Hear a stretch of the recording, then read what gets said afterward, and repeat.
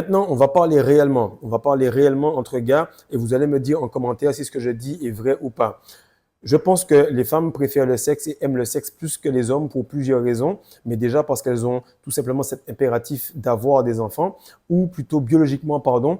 Et la deuxième chose, c'est qu'elles ont tout simplement le corps en entier qui est érogène. Tu peux la toucher sur le bout des orteils, si tu le fais correctement et que tu maîtrises le toucher, tu vas voir que ça va lui faire quelque chose et qu'elle va s'en rappeler et qu'elle va retourner la situation dans sa tête et qu'elle va prendre ce petit grain-là que tu as fait, elle va en faire une boule énorme. Pourquoi? Parce que le peu que tu vas lui donner sur le plan sexuel, elle va automatiquement le grossir. Le peu que tu vas donner à un homme sur le plan sexuel, directement, il va le perdre. Il va pas imaginer, il va pas fantasmer là-dessus. Il va tout simplement aller se toucher et perdre son essence, ou il va aller vers la meuf et lui avouer qu'il a envie.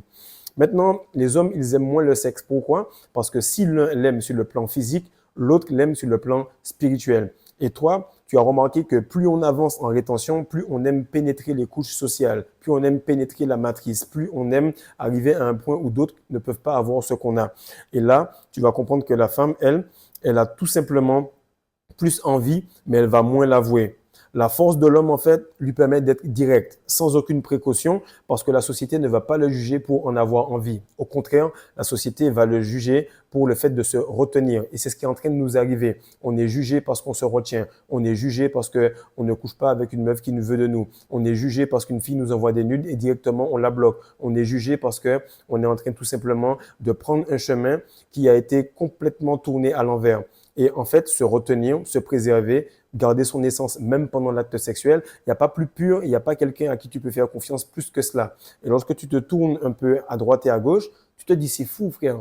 Là, je suis au centre commercial et 99,9,9% des gens qui sont là, eh ben, ils ont tout simplement eu un acte sexuel ou bien ils se sont touchés ou ils ont perdu leur essence tout simplement pour perdre cette essence, pas pour manifester, pas pour bosser sur soi, pas pour prendre cette énergie et se régénérer. Non, ils ont juste eu ça. Et là, tu inclus hommes et femmes là-dedans. Ok? Et là, je parlais avec Fares en coaching et il me dit, frère, j'ai pris ChatGPT et j'ai tout simplement demandé à ChatGPT quels sont les pourcentages d'hommes qui se retiennent ou qui perdent leur essence ou qui ont tout simplement recours au fait de ce LeBron James. Okay? Ce qui se passe, c'est que ChatGPT lui a dit il y a 95% des gars qui perdent leur essence régulièrement.